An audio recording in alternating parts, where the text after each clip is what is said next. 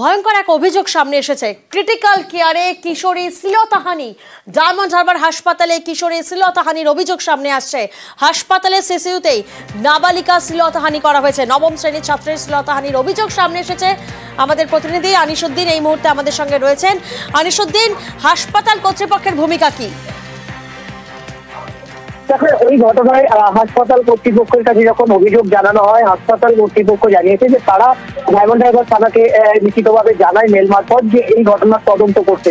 এবং তোমাকে বলে রাখি যে গত শনিবার বেতলার এক বাসিন্দা তার মেয়ে অসুস্থ হয়ে পড়ে এবং তখনই সন্ধ্যাবেলায় তিনি ডায়মন্ড হারবার মেডিকেল কলেজ হাসপাতালে ওই কিশোরীকে ভর্তি করেন।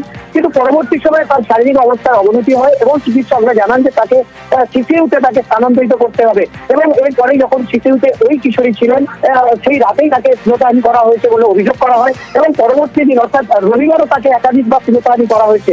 এই ঘটনা যখন তার পরিবারকে জানায়, এরপরেই কিন্তু সোমবার হাসপাতাল থেকে ছেড়ে দেওয়া হয় ওই কিশোরীকে।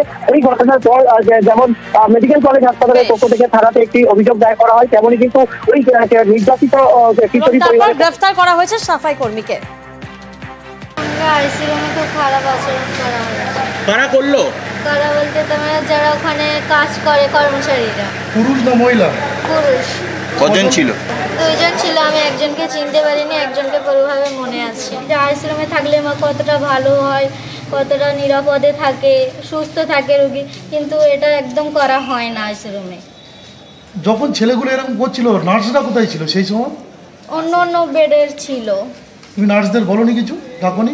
আমাকে এরকম বলা হয়েছে, তারপর সেই জন্য আমি কিছু বলিনি।